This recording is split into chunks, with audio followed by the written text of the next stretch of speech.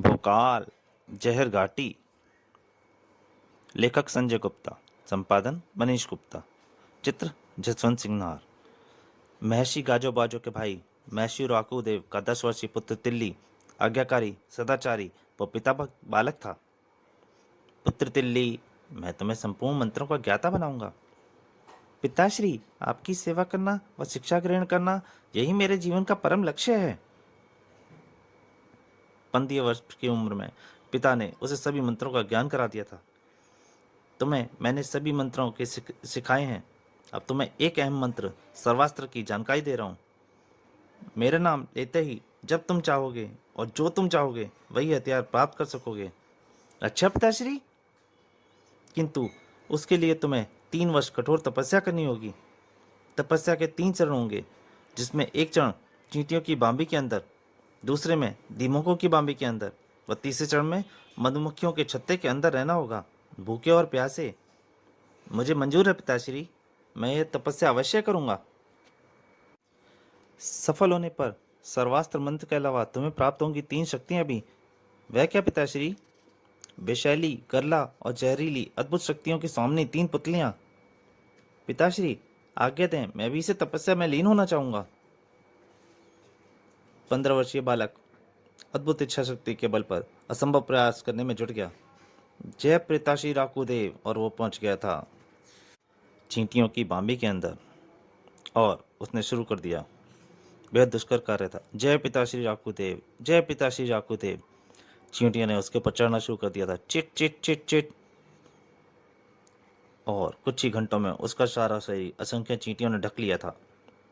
पर वह लगातार जारी था उसका मंत्रचार। जय पिताश्री राकुदेव, जय पिताश्री राकुदेव। अगले ही कुछ ही दिनों में उसके शरीर पर बन गई थी चींटियों की बांबी। जय पिताश्री राकुदेव। इस कठोर तपस्या का पहला चरण यानी प्रथम वर्ष समाप्त हुआ। जय पिताश्री राकुदेव। चींटियों को काट काट कर लाल कर दिया था उसका शरीर चींटियों ने। फिर जा बैठा वह दीमकों की बांबी के निकट। जय पिताश्री राकुदेव। जल्दी उसके शरीर पर चढ़ गई असंख्य दीमक। जय पिताश्री राकुदेव। हर पीड़ा को सह रहा था वह अपने लक्ष्य प्राप्ति के लिए। जय पिताश्री राकुदेव। दूसरा चरण अर्थात दूसरा वर्ष भी समाप्त किया जय वीर बालक ने। जय पिताश्री राकुदेव। जर्जर और कमजोर हो चला था वह कोमलांगी। तीसरे चरण के लिए उसे प्रवेश करना था मधुमक्खियों के एक विशाल छत्ते के अंदर।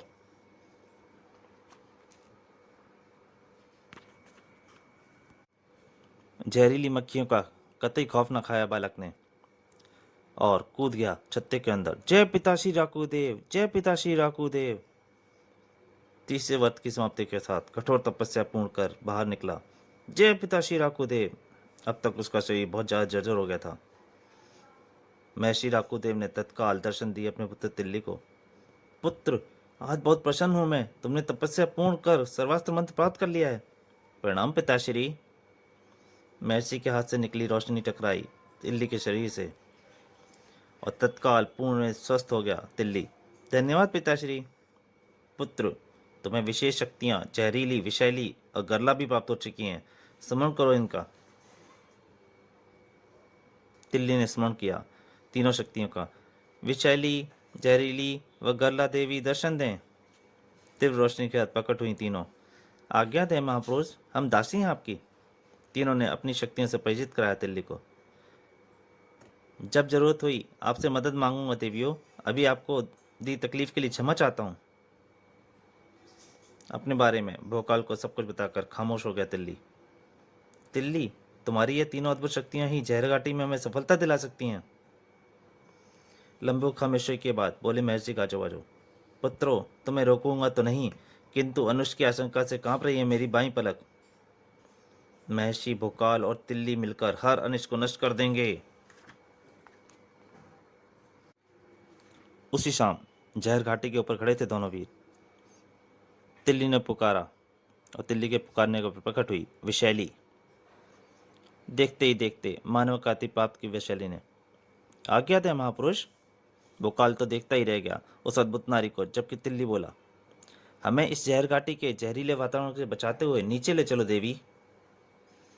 मुस्कुराई विशैली। अवश्य महापुरुष। और उसने हाथ से इशारा किया। शीघ्र ही उनके चारों तरफ बनकर तैयार हो गया एक विशाल बुलबुला। इस बुलबुल में हम सुरक्षित नीचे पहुंच जाएंगे महापुरुष। विशैली का इशारा पाते ही उठ खड़ा हुआ बुलबुला घाटी की ओर। अगर ये धुंध वाकई जहरीली है तो हमें इस बुलबुले में हम सुरक्षित हैं तिल्ली। कुछ ही क्षण में बुलबुला घाटी की धरती पे जा टिका बुलबुला। ये मरे हुए पक्षी देखकर तो लगता है इस बुलबुले के बिना हम भी यहीं पड़े पड़े होते। विशैली के अगले इशारे पर बुलबुला विहीन हो गया। आज्ञा करें महापुरुष, हमें जब भी तुम्हारी आवश्यकता पड़ेगी देवी, हम तुम्हें पुकार लेंगे। फिर विशैली हो गई अंतर्ध्यान। भोकाल व तिल्ली अब बढ़ चले एक और। मित्र, ध्यान रखना, यहाँ की वनस्पति पानी सभी जहरीली हैं। मुझे ध्यान है मित्र।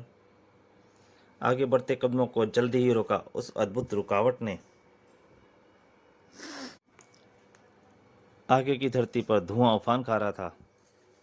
हम हैं विषांट, हमारी नहीं है कोई काट।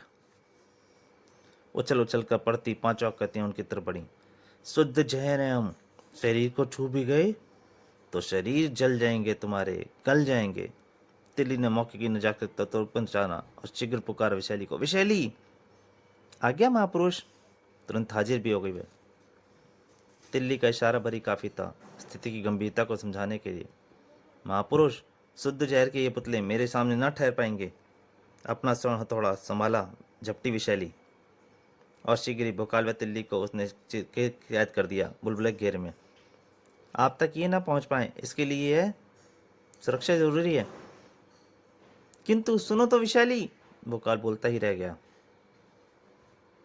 बहुत रोकना चाहा भोकाल व तिल्ली ने, किंतु विशैली ना रुकी। उफ, ये तो अकेली ही उनसे जूझने चली गई। हाँ, यदि हम आजाद होते तो उसकी मदद कर सकते थे। विषांट ने उछल उछल को उड़ाए विष के असंख्य झाग। मुझ पर ना होगा तुम्हारे इस विष का प्रभाव। हथौड़ा घुमाकर मारा विशैली ने एक बार। यह हथौड़ा तुम्हारा सारा विष उतार देगा। विष उतर गया था क्या विषांट का? कंधा उतर गया था उस विषांट का। दूसरा विषांट तोड़ा बैठा अपना घुटना। हा हा हा हा, विशैली से टक्कर बहुत महंगी पड़ेगी तुम्हें। अब तुम सबके सिर तोड़ देगा मेरा ही हथौड़ा। वाकई सिर तोड़ दिया उस अहंकारी हथौड़े ने और घूमकर हथौड़ा वापस चल दिया विशैली की ओर। हथौड़ा लपका विशैली ने। शाबाश हथौड़े, खूब सबक सिखाया तुमने। भोकाल व तिल्ली व्यग्र निगाह से देख रहे थे विशैली की दिलेरी।